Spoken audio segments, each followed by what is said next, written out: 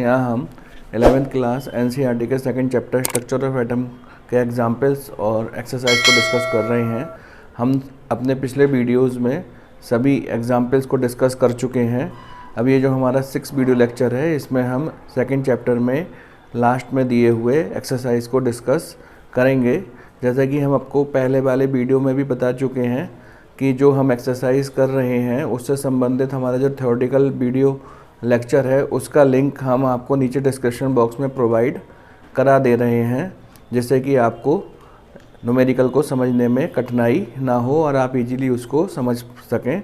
तो आप एक बार न्यूमेरिकल करने से पहले उस थ्योरेटिकल वीडियो लेक्चर को अवश्य देखिएगा, जिससे कि आपका कॉन्सेप्ट पूरा क्लियर हो सके। तो आइए एक्सरसाइज 2.1 को डिस्कस करते हैं, जिसमें कि वह कहता है कि फर्स्ट पार्ट में कहता है calculate the number of electron which will together weigh 1 gram, और सेकंड पार्ट में कहता है calculate the mass and charge of 1 mole of electron.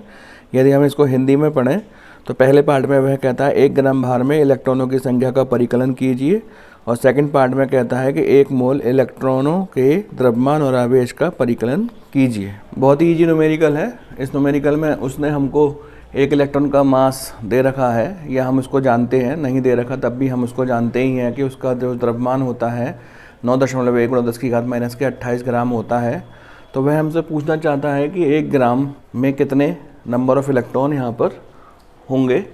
तो जैसे कि आप सामने ग्रीन बोर्ड पर लिखा हुआ देख सकते हैं कि 9.1 × 10⁻⁻28 ग्राम में 1 इलेक्ट्रॉन होता है। तो 1 ग्राम में जो नंबर ऑफ़ इलेक्ट्रॉन होंगे वह 1/9.1 × 10⁻⁻28 के बराबर होंगे। 10⁻⁻28 को हम ऊपर ले गए तो 10⁻28 हो जाएगा ये, और दशमलव हटा दिया तो ऊपर एक जीरो बढ़ जाएगा। 10 × 10⁻28/91। यहाँ पर हमने 10⁻28 को 10⁻27 के रूप में लिखा, और यहाँ पे 10 की जगह हमने यहाँ पर 100 के बराबर कर दिया। तो 100 × 27/91। जब हम इसको सॉल्व करेंगे तो 1.098 × 10⁻27 इलेक्ट्रॉन आ जाएंगे। तो इस प्रकार हम बता सकते हैं कि 1 ग्राम में 1.098 × 10⁻27 इलेक्ट्रॉन होंगे। आप इसका स्क्रीनशॉट ले लीजिएगा और अपनी कॉपी में इसको एज इट इज़ कर लीजिएगा।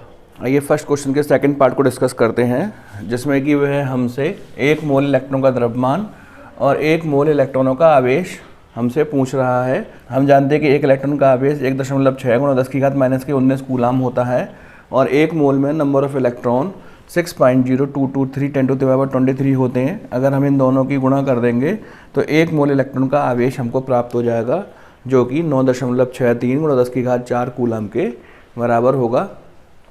इसी प्रकार हम जानते हैं कि 1 इलेक्ट्रॉन का द्रव्यमान 9.1 × 10⁻31 किलोग्राम होता है। वह हमसे 1 मोल इलेक्ट्रॉन का द्रव्यमान हमसे पूछ रहा है। हम जानते हैं कि 1 मोल में नंबर ऑफ़ इलेक्ट्रॉन अवोगाद्रो संख्या के बराबर होते हैं 6.0223 × 10⁻23।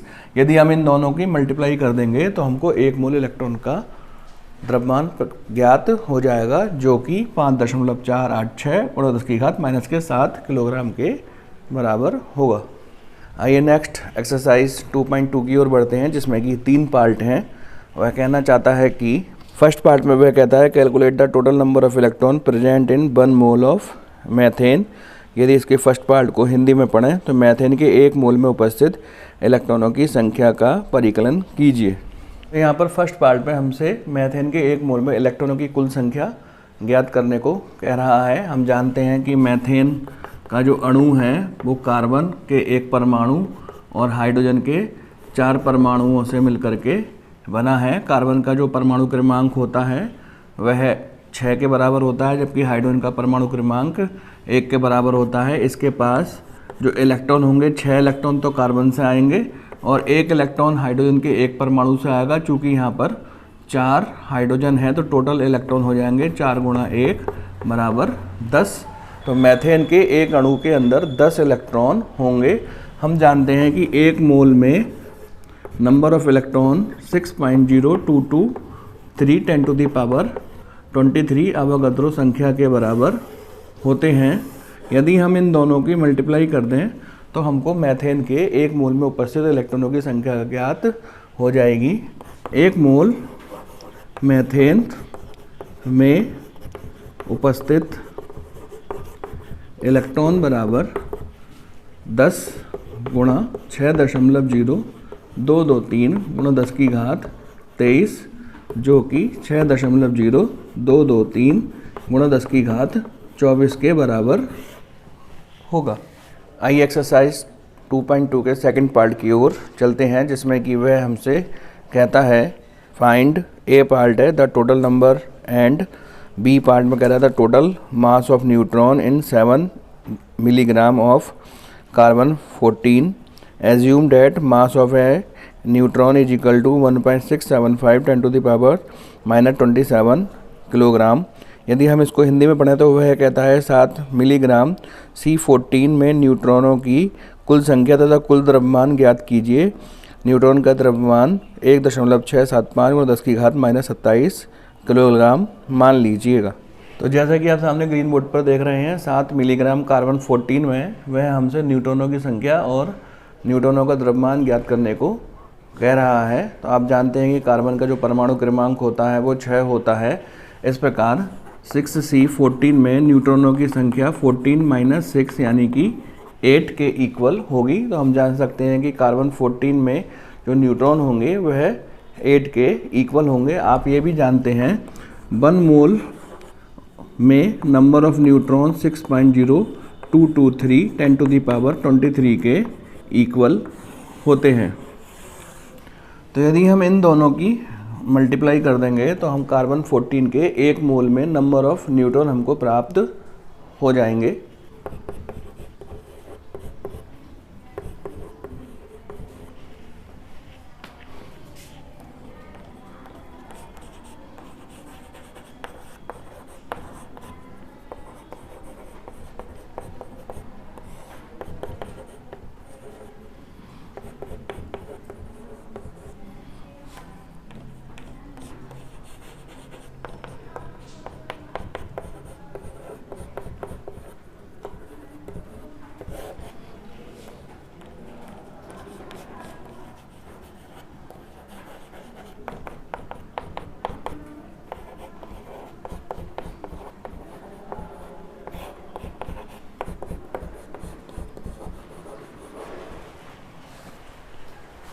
आइए इसके सेकंड पार्ट को करते हैं, जिसमें कि वह हमसे 7 मिलीग्राम कार्बन 14 में न्यूट्रॉनों का द्रव्यमान हमसे पूछना चाहता है, जबकि उसने 1 न्यूट्रॉन का द्रव्यमान दे रखा है 1.675 गुणा 10 की घात -27 किलोग्राम। तो कार्बन 14 में जो न्यूट्रॉनों की संख्या है वो है 8। तो 8 न्यूट्रॉनों का द्रव्यमान हो जाएगा 8 गुणा 1.675 गुणा 10 की घात -27 किलोग्राम, जो कि गुणा करने पर 13.400 गुणा 10 की घात -27 किलोग्राम के बराबर होगा। हम जानते हैं कि 1 मोल में न्यूट्रॉनों की संख्या 6.0223 गुणा 10 की घात 23 होती है। तो यहाँ पर हम इन दोनों की मल्टीप्लाई करके कार्बन 14 के 1 मोल में उपस्थित न्यूट्रॉनों का द्रव्यमान ज्ञात कर लेंगे, लेकिन वह हमसे 7 मिलीग्राम कार्बन 14 में उपस्थित न्यूट्रॉनों का द्रव्यमान ज्ञात करने को कह रहा है। आइए देखते हैं किस प्रकार से करते हैं। पहले तो हम यहाँ पर 1 मोल कार्बन 14 में उपस्थित न्यूट्रॉनों का द्रव्यमान ज्ञात करेंगे। 1 मोल में जो न्यूट्रॉन होंगे वो इतने होंगे 6.0223 गुणा 10 की घात 23, और कार्बन 14 में जो न्यूट्रॉन है उनका द्रव्यमान 13.4 गुणा 10 की घात -27 किलोग्राम के बराबर है। हम इन दोनों की मल्टीप्लाई करके 1 मोल कार्बन 14 में उपस्थित न्यूट्रॉनों का द्रव्यमान ज्ञात करेंगे। तो 1 मोल कार्बन 14 में न्यूट्रॉनों का जो द्रव्यमान होगा वह है 80.69 गुणा 10 की घात -4 किलोग्राम के बराबर होगा। तो हम कह सकते हैं कि 14 ग्राम कार्बन 14 में न्यूट्रॉन का द्रव्यमान बराबर 80.69 गुणा 10 की घात -4 किलोग्राम। तो वह हमसे 7 मिलीग्राम कार्बन 14 में न्यूट्रॉनों का द्रव्यमान पूछना चाहता है, इसलिए 1 ग्राम कार्बन 14 में न्यूट्रॉन बराबर 80.69 गुणा 10 की घात -4 बटे 14। इसलिए 7/1000 ग्राम यानी कि 7 मिलीग्राम कार्बन 14 में न्यूट्रॉन बराबर 80.69 गुणा 10 की घात -4/14 गुणा 7/1000। और जब हम इसको यहाँ पे सॉल्व कर लेंगे तो हमारे पास 7 मिलीग्राम कार्बन 14 में न्यूट्रॉनों का द्रव्यमान हमको प्राप्त हो जाएगा। यदि हम इसको सॉल्व करेंगे तो न्यूट्रॉनों का द्रव्यमान 4.02 और गुणा 10 की घात -7 किलोग्राम हमको प्राप्त हो जाएगा। आप इसका स्क्रीनशॉट ले लीजिएगा और अपनी कॉपी में इसको एज इट इज़ कर लीजिएगा। आइए एक्सरसाइज 2.2 के थर्ड पार्ट की डिस्कस करते हैं, जिसमें कि वह हमसे कहता है फाइंड, ए पार्ट में कह रहा है the total number and B part में कह रहा है the total mass of proton in 34 milligram of NH3 at STP। Will the answer change if the temperature and pressure are change. जबकि यदि हम इसको हिंदी में पढ़ें तो वह हमसे कहता है मानक ताप और दाब पर 34 ग्राम NH3 में प्रोटॉनों की कुल संख्या और कुल द्रव्यमान बताइए। दाब और ताप में परिवर्तन से क्या उत्तर परिवर्तित हो जाएगा। इस क्वेश्चन में हमसे वह कहना चाहता है कि NTP पर अमोनिया के 34 मिलीग्राम में प्रोटॉनों की कुल संख्या और प्रोटॉनों का द्रव्यमान ज्ञात कीजिए। और साथ में वह हमसे कहना चाहता है कि ताप और दाब चेंज कर देंगे तो प्रोटॉनों की संख्या और प्रोटॉनों का द्रव्यमान चेंज हो जाएगा। तो ये निश्चित ही सही है कि जब हम ताप और दाब को जब हम चेंज कर देते हैं तो प्रोटॉनों की संख्या और प्रोटॉनों के द्रव्यमान पर भी अंतर आएगा। उनकी संख्या तो बढ़ सकती है या फिर उनकी संख्या घट सकती है। तो जैसा कि आप सामने ग्रीन बोर्ड पर लिखा देख रहे होंगे कि अमोनिया के एक अणु के अंदर प्रोटॉनों की जो संख्या होगी वो नाइट्रोजन के प्रोटॉनों की संख्या और हाइड्रोजन के प्रोटॉनों की संख्या को 3 से गुणा करके प्राप्त हो जाएगी।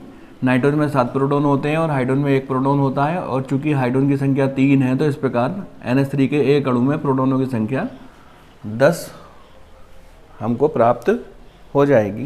तो जैसा कि आप सामने ग्रीन बोर्ड पर देख रहे हैं, अमोनिया के एक अणु में प्रोटॉन बराबर 10, 1 मोल अमोनिया में प्रोटॉन बराबर 10 गुणा आवागत्रो संख्या से हम इसकी मल्टीप्लाई कर देंगे 6.0223 गुणा 10 की घात 23। तो इस प्रकार हमें 1 मोल अमोनिया में प्रोटॉनों की संख्या 6.0223 गुणा 10 की घात 24 के बराबर प्राप्त हो जाएगी।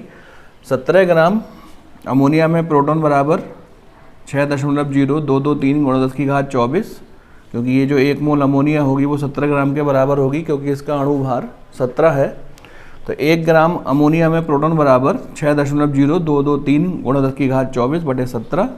हमसे वह 34 मिलीग्राम अमोनिया में प्रोटॉनों की संख्या पूछना चाहता है। 34 मिलीग्राम को हमने 1000 से भाग करके ग्राम में चेंज कर लिया। तो इस प्रकार प्रोटॉनों की संख्या 6.0223 गुणा 10 की घात 24/17 गुणा 34/1000।